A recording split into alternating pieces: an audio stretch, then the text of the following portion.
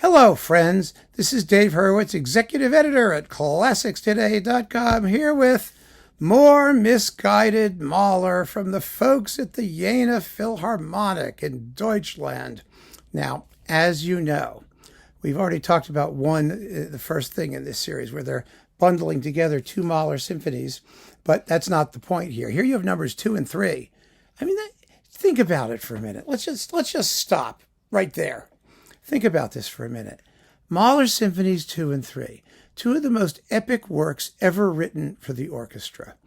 Things that appeared in previous Mahler cycles years apart. Huge challenges for the orchestra and everybody involved. And here you go, just popping them together like it's nothing. And nothing is the operative term here, actually, because it sounds like nothing.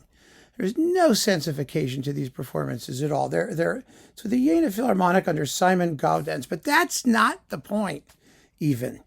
That you've got a provincial orchestra of modest ability. I mean, they can play the notes, but I mean, look at this. It amazes me.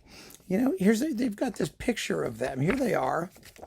I mean, it's a chamber orchestra. There's like 12 people in it. Look at this. And they're doing Mahler 2 and 3. Well, they must be hiring everybody from their local high school or wherever they come from. And that's what it sounds like. The performances they're the kind of cautious performances that you get from second-rate orchestras. That is, they can play the notes, but they don't have the dynamics. They don't have the accents. They don't have the ensemble qualities in each section. And every so often the conductor does something. I would like to hear Gaudenz play Mahler with a major orchestra. I really would.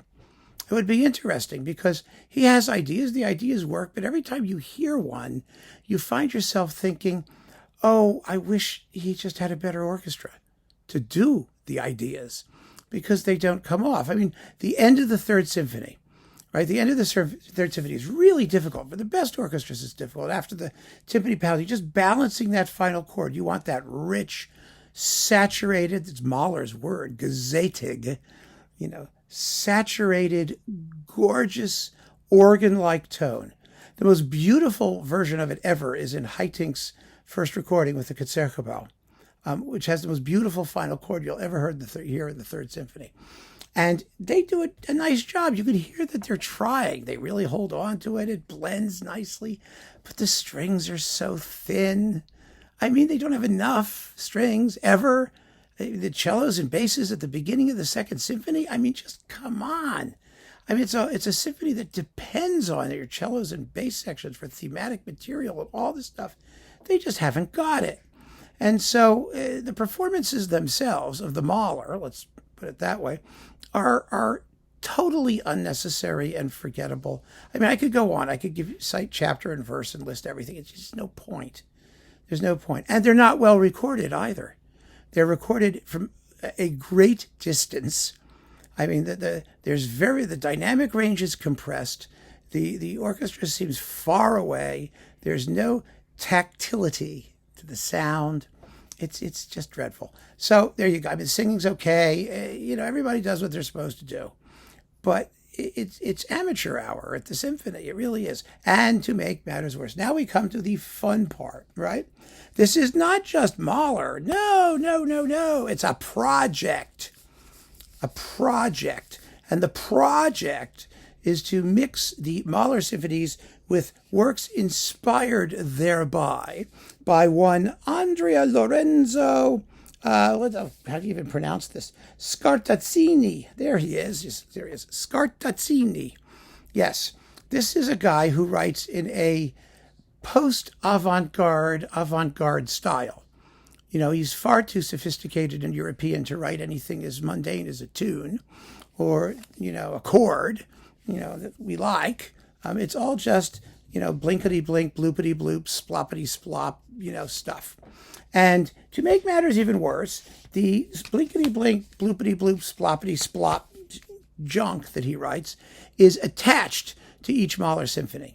For example, in the Second Symphony, he writes this thing called Torso and Epitaph, a two-movement something or other that fades out, and then the opening of the Mahler 2 happens attacca, without pause.